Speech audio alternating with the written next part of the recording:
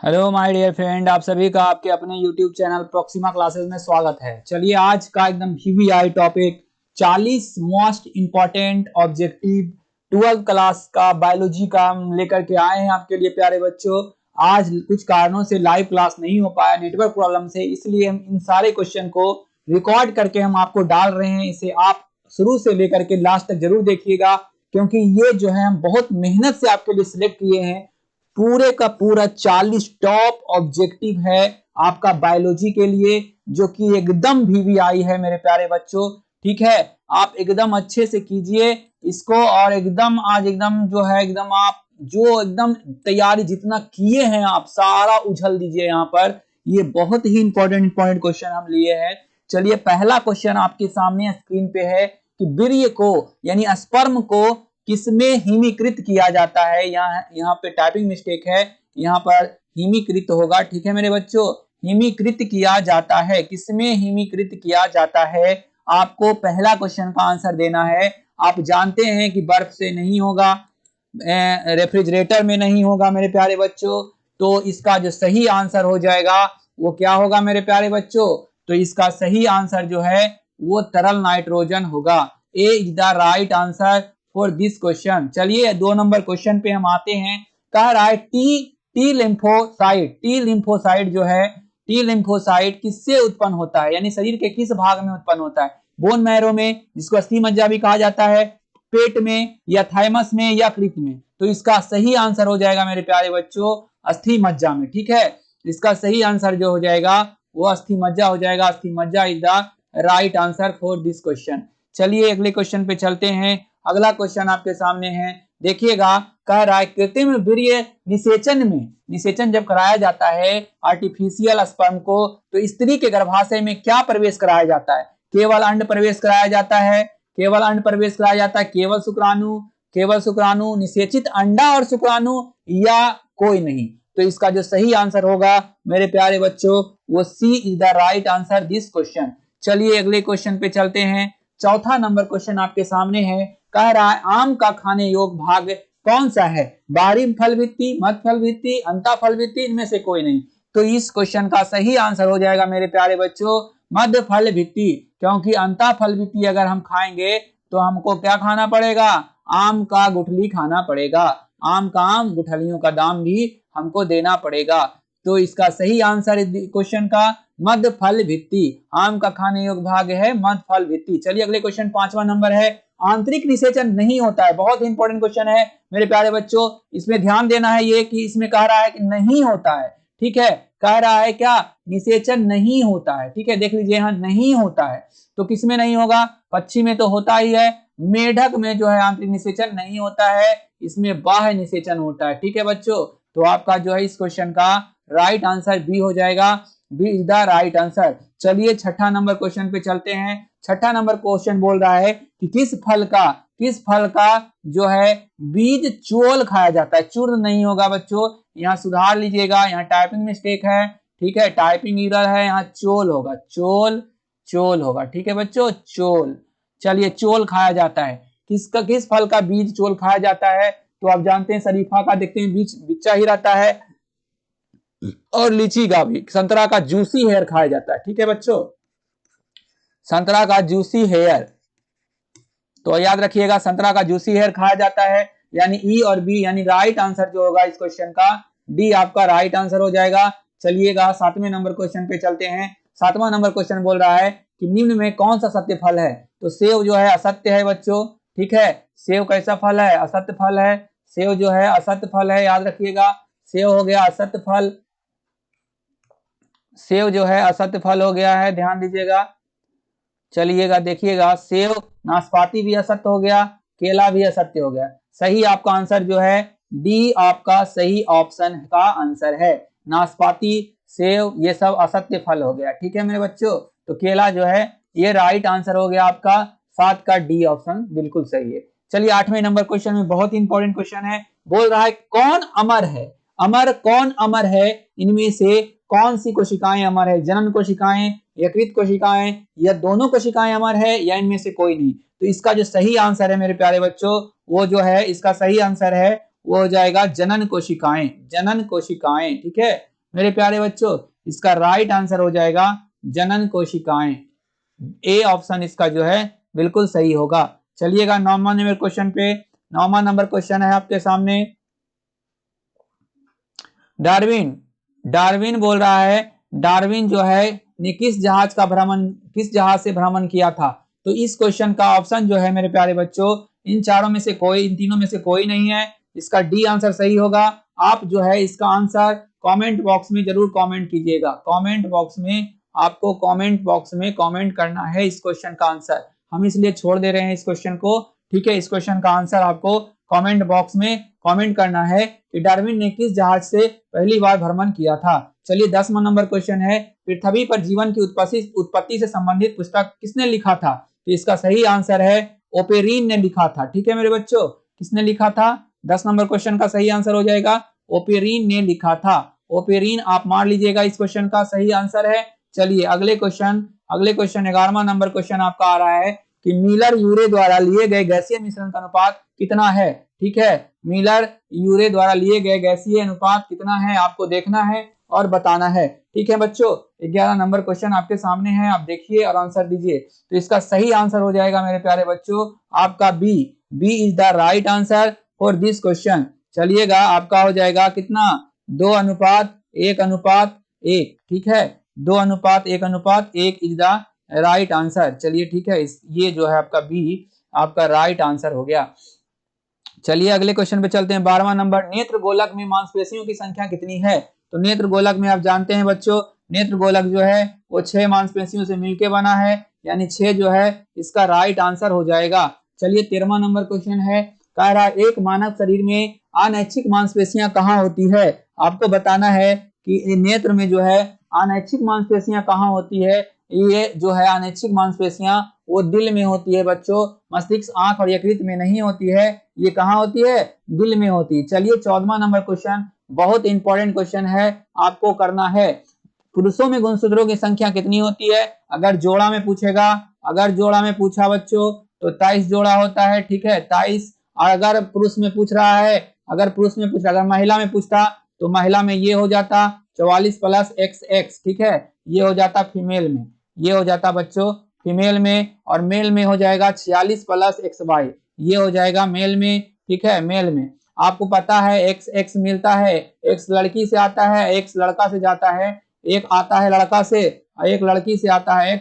ये देखिए XX अगर गया यहाँ से तो ये जो है गर्ल हो जाएगा, और अगर XY जाएगा तो बॉय हो जाएगा।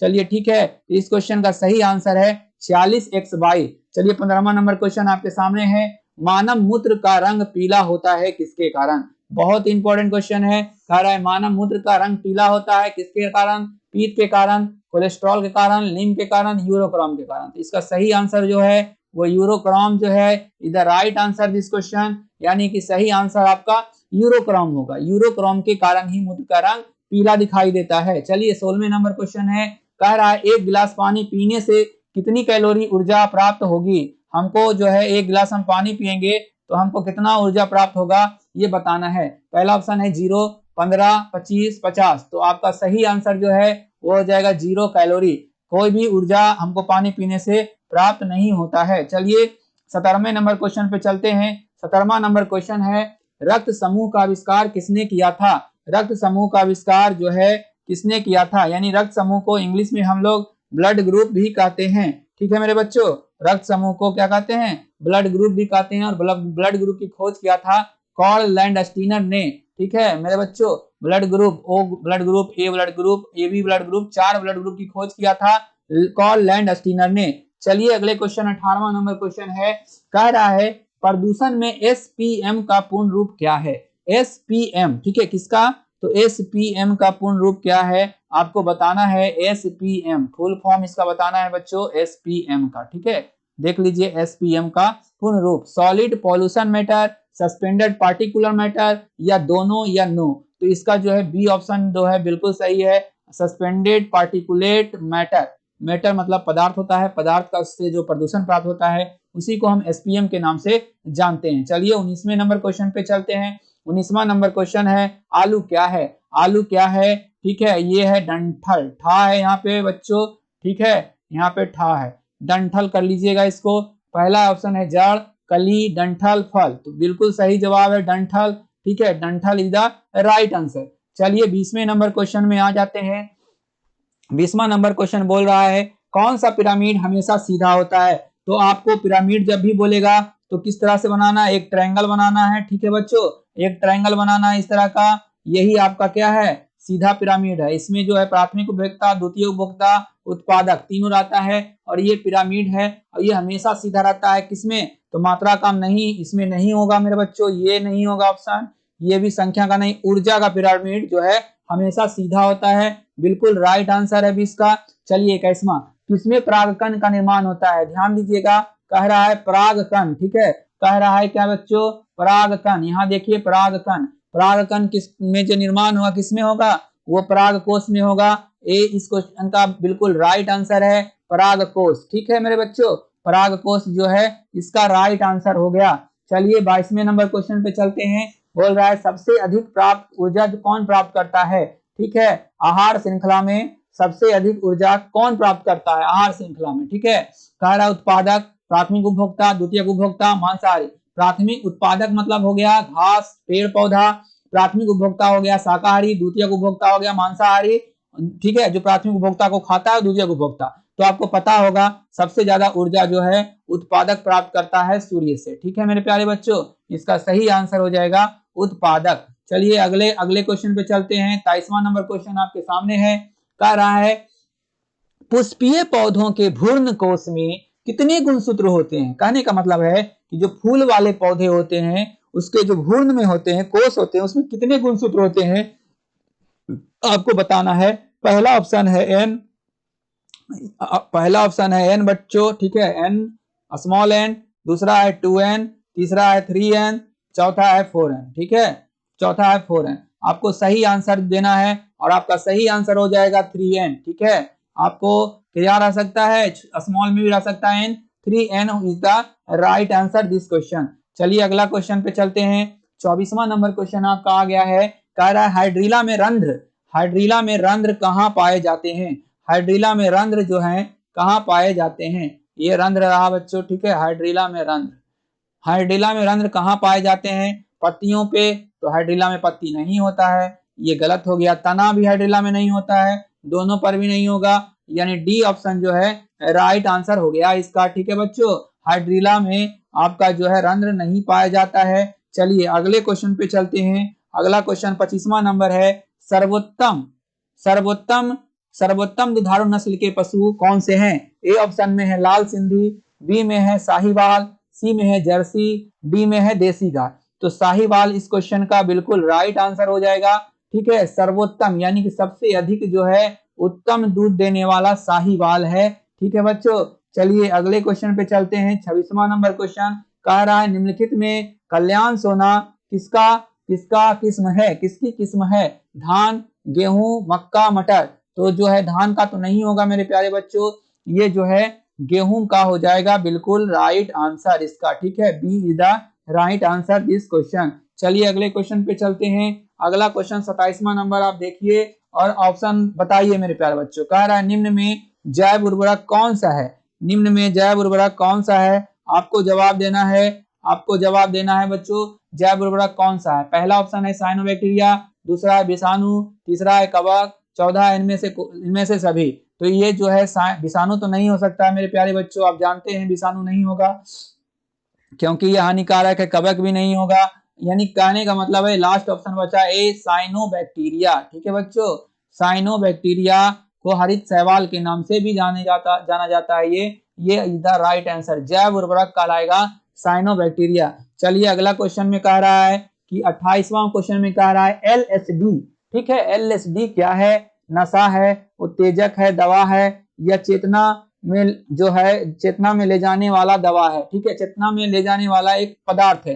तो ये जो डी है ये बिल्कुल सही जवाब हो जाएगा, चेतना बढ़ाने का काम करता है एलसीडी, ठीक है, चेतना अवस्था में ला देता है, मूर्छा अवस्था में ला देता है, ठीक है। 28 नंबर क्वेश्चन का सही आंसर डी है। चलिए 29वां नंबर क्वेश्चन एकदम वेरी इंपॉर्टेंट है, ठीक है बच्चों, 29वां नंबर क्वेश्चन जो है एकदम वेरी वेरी इंपॉर्टेंट है। कह रहा है अंतरिक्ष यान में किसका उपयोग ऑक्सीजन उत्पादन हेतु किया जाता है? पहला ऑप्शन है शैवाल, दूसरा है कवक, तीसरा है बैराफाइटा और चौथा है सभी। ये जो है आपका 29 का ए जो है ऑप्शन बिल्कुल सही है। शैवाल is the right answer this question. चलिए 30वें नंबर क्वेश्चन पे आते हैं बच्चों। 30वां नंबर क्वेश्चन आपके सामने है। कह रहा है 30वां नंबर क्वेश्चन देखिएगा। 30वां नंबर क्वेश्चन कह रहा है इडली डोसा आटे किस सूक्ष्म जीव से बनाए जाते हैं? तो आपको पता होगा इडली और डोसा जो होता है उसमें जो है बच्चों ईस्ट पाया जाता है। ठीक है, ये क्या है बच्चों? ईस्ट है। ठीक है, ईस्ट ईस्ट पाया जाता है। ना तो जीवाणु पाया जाएगा ना तो विषाणु पाया जाएगा। ठीक है बच्चों, ईस्ट इज द यानी बी जो है इस क्वेश्चन का बिल्कुल राइट आंसर है। चलिए 30वां नंबर क्वेश्चन है। कह रहा है गोल्डन धान में पाया जाने वाला विटामिन कौन सा होगा? गोल्डन धान में पाया जाने वाला विटामिन कौन सा होगा? इसका जो बिल्कुल राइट आंसर होगा बच्चों वो हो जाएगा विटामिन ए। और एग्जाम में पूछता है विटामिन ए की कमी से कौन सा रोग होता है? तो रतौंधी होता है बच्चों, रतौंधी। ठीक है, रतौंधी हो जाता है, याद रखिएगा। उसी तरह से आपका विटामिन बी का रासायनिक नाम पूछ सकता है, सी का पूछ सकता है, डी का पूछ सकता है। तो आप अच्छे से याद कर लीजिए। सी का कैल्सीफेरोल और सी का होता है स्कॉर्बिक एसिड और डी का होता है कैल्सीफेरोल। ठीक है, चलिए अगला 32 नंबर क्वेश्चन बोल रहा है कि इनमें से कौन पहला कृत्रिम रूप से बना जैविक पदार्थ है? कह रहा है क्वेश्चन समझिएगा कि जो 4 ऑप्शन दिया हुआ है उसको सबसे पहले प्रयोगशाला में कृत्रिम ढंग से किसे बनाया गया था? प्रयोगशाला में कृत्रिम ढंग से किसे बनाया गया था? इसका सही आंसर हो जाएगा मेरे प्यारे बच्चों इंसुलिन। ठीक है, इंसुलिन को जो है सबसे पहले बनाया गया था। इंसुलिन को विलियम बेंटिंग ने बनाया था प्रयोगशाला में 1921 ईस्वी में। तो सबसे पहले किसको प्रयोगशाला में बनाया गया? 1921 में इंसुलिन को। इस चारों में से, ठीक है, तीनों में से इज द इंसुलिन जो है इसका सही आंसर हो जाएगा। चलिए 33 नंबर क्वेश्चन बोल रहा है आपका। देखिएगा 33 नंबर क्वेश्चन कह रहा है जीन अभियांत्रिक मानव इंसुलिन किससे बनता है? यानी जीन अभियांत्रिक जो मानव इंसुलिन होता है, जो हम इंसुलिन का यूज करते हैं, वो किससे बनता है? तो आपको सही हो जाएगा पेनिसिलियम नामक जीवाणु से। ठीक है, पेनिसिलियम नामक जीवाणु से इंसुलिन बनता है। आपका जीवाणु बिल्कुल सही हो जाएगा मेरे प्यारे बच्चों। ठीक है, जीवाणु इज द राइट आंसर। चलिए अगले क्वेश्चन पे चलते हैं। 34 नंबर क्वेश्चन है बीटी कॉटन किसके प्रतिरोधी है? किससे प्रतिरोधी यानी किससे प्रतिरोधी दिखाता है? आपको बताना है कि बीटी कॉटन जब रहेगा तो वो किससे प्रतिरोध दिखाएगा? सूखा से, खरपतवार नाशी से, लवण से या कीट से? 34 का बिल्कुल सही जवाब होगा कि अगर वो बीटी कॉटन रहा तो वो कीट से जो है प्रतिरोधी करे यानी प्रतिरोध करेगा कीट का। कौन रहेगा? तो बीटी कॉटन। चलिए 35वां नंबर क्वेश्चन पे चलते हैं। 35 नंबर क्वेश्चन आपके सामने है। 35 नंबर क्वेश्चन बहुत ही अच्छा क्वेश्चन है, इसको एकदम नोट डाउन कर लीजिएगा। इस साल के लिए आपका टीटीआई है ये। ठीक है, टीटीआई है, ताबड़तोड़ इंपॉर्टेंट है आपका, याद रखिएगा। इन्फ्लुएंजा किसके द्वारा होता है? Info virus, myxo virus, herpes virus, P virus. तो बी जो है बिल्कुल राइट जवाब हो जाएगा। क्या हो जाएगा बच्चों? Myxo virus. ठीक है, myxo virus is the right answer this question. चलिए अगले क्वेश्चन पे चलते हैं। अगला क्वेश्चन 36 नंबर क्वेश्चन आपके सामने है। कह रहा है एंटीबायोटिक शब्द के जन्मदाता कौन थे? एंटीबायोटिक शब्द को सबसे पहले किसने बोला था कि और जन्मदाता कौन सा कहलाता है? अलेक्जेंडर फ्लेमिंग, जे9, ठीक है, बॉक्समैन या एडवर्ड जेनर? तो एंटीबायोटिक का जन्मदाता मेरे प्यारे बच्चों कौन कहलाएगा? एडवर्ड जेनर कहलाएगा। ठीक है, एंटीबायोटिक का जन्मदाता एडवर्ड जेनर। चलिए अगले क्वेश्चन पे चलते हैं। अगला क्वेश्चन बहुत ही तगड़ा क्वेश्चन है, आप देखिएगा। फिनोटाइपिक अनुपात, इसको एकदम टीटीआई कर लीजिए। जीनोटाइपिक और फिनोटाइपिक दोनों याद कर लीजिएगा, अगर याद अभी तक नहीं है तो इसको आप टीटीआई कर लीजिए। ठीक है बच्चों, चलिए फिनोटाइपिक अनुपात होता है 3:1, 1:2:1, 9:3 और 9:3, 3:1। तो 37 का बिल्कुल राइट आंसर हो जाएगा 3:1। फिनोटाइपिक जो होता है यानी जीन प्ररूपी लक्षण जो होता है 3:1 होता है। चलिए अगले क्वेश्चन पे चलते हैं। अगला क्वेश्चन 38 नंबर क्वेश्चन कह रहा है कि मंडल नहीं होगा बच्चों, यहाँ पर मिस प्रिंट हुआ है, आप इसको सुधारिएगा। यहाँ पे है मेंडल। ठीक है, क्या है बच्चों? मेंडल है ये। ठीक है, मेंडल द्वारा अध्ययन, देखिएगा, मेंडल द्वारा अध्ययन किया गया मटर के कैरेक्टर्स की संख्या कितनी है। ठीक है बच्चों, बहुत इंपॉर्टेंट क्वेश्चन है। कैरेक्टर्स की संख्या पूछ रहा है जो मटर का पौधा यूज किया था। सही आंसर इसका बिल्कुल हो जाएगा मेरे प्यारे बच्चों, 5 कैरेक्टर था जिस मटर का पौधा को यूज किया था। चलिए आज 39वां नंबर क्वेश्चन बहुत ही तगड़ा क्वेश्चन है, आप इसको समझ लीजिए कि किसी दंपत्ति को 2 पुत्र है, किसी दंपत्ति को 2 पुत्र है, तीसरी पुत्री की संभावना क्या है। यानी क्या संभावना है कि तीसरी बार जब उसका बच्चा पैदा हो तो वो पुत्री होगा। तो इसका सही आंसर क्या हो जाएगा मेरे बच्चों, आपको इसका सही आंसर जो है वो हो जाएगा आपका 50% चांस है कि उसका जो तीसरा होगा वो पुत्री होगा। ठीक है मेरे बच्चों, 50% ही चांस है। ठीक है, चलिए 40वां नंबर इस सेशन का आज का लास्ट क्वेश्चन हम लेकर के आ रहे हैं मेरे प्यारे बच्चों। और अब जो है अगर इस वीडियो को आप लास्ट तक वॉच किए हैं और अगर इस चैनल पर नए हैं मेरे प्यारे बच्चों तो प्लीज आप इस चैनल को लाइक कर लीजिए, सब्सक्राइब कर लीजिए और बेल आइकन को दबाना ना भूलिएगा ताकि हम आपके लिए अच्छे अच्छे वीडियो इसी तरह का हम रोज ला सके। बायोलॉजी, केमिस्ट्री, मैथ, ठीक है, इसका लगातार वीडियो आपको मिलते रहेगा। आपका जब तक एग्जाम है जब तक हम आपका रिवीजन करवाते रहेंगे, इसलिए आप चैनल को सब्सक्राइब जरूर करें और नोटिफिकेशन को ऑन रखें ताकि आपको जब भी हम वीडियो डालें नोटिफिकेशन आपका जाते रहे। ठीक है मेरे प्यारे बच्चों, चलिए इसी के साथ हम आपका आज का 40वां नंबर क्वेश्चन लेकर के आ रहे हैं। आप इंतजार कीजिए और ये 40वां नंबर क्वेश्चन देखिए बच्चों और इसका सही सही जवाब दीजिए 40वां नंबर का कि क्या होगा। ठीक है, बहुत ही अच्छा क्वेश्चन है 40वां नंबर। देखिए कह रहा है टर्नर सिंड्रोम जो है में मौजूद बार बॉडी की संख्या कितनी होती है। टर्नर सिंड्रोम एक रोग है मेरे प्यारे बच्चों, उसमें पूछ रहा है कि बार बॉडी की संख्या कितनी होती है। पहला है 0, दूसरा है 1, तीसरा है 2, चौथा है 8। बताइए मेरे प्यारे बच्चों बार बॉडी की संख्या कितनी हो जाएगी। तो बार बॉडी की संख्या 0 होगा, एक भी बार बॉडी की संख्या नहीं होगा। ठीक है बच्चों, टर्नर सिंड्रोम में एक भी बार बॉडी नहीं होगा। तो आपको क्लास कैसा लगा, अगर आपको क्लास अच्छा लगा है तो प्लीज प्रॉक्सिमा क्लासेस को लाइक कर दीजिए, शेयर कर दीजिए और सब्सक्राइब अगर नहीं किए इस चैनल पर नए हैं तो आप सब्सक्राइब कर लीजिए। आपको जो है हम यकीन दिलाते हैं कि आपको एक अच्छा शिक्षा इस चैनल पे दिया जाएगा जिससे आप जो है बहुत सारे जो है आगे जा करके आपको यहाँ पे एनटीपीसी ग्रुप डी सब का तैयारी कराया जाएगा। धीरे धीरे ये चैनल जो है प्रोग्रेस करेगा। ठीक है बच्चों, ये सारे के सारे आपको वो मटेरियल प्रॉक्सिमा क्लासेस पे मिलेगा। अगर आप नए हैं तो चैनल सब्सक्राइब कर लीजिए और अगर पहले से सब्सक्राइब कर चुके हैं तो प्लीज इस वीडियो को लाइक कर दीजिए। आज के लिए ये सेशन यहीं समाप्त हम कर रहे हैं। आपका जो बात करने के लिए बहुत बहुत धन्यवाद। Thank you very much. ठीक है बच्चों, बाय बाय, गुड डे। ठीक है, चलिए।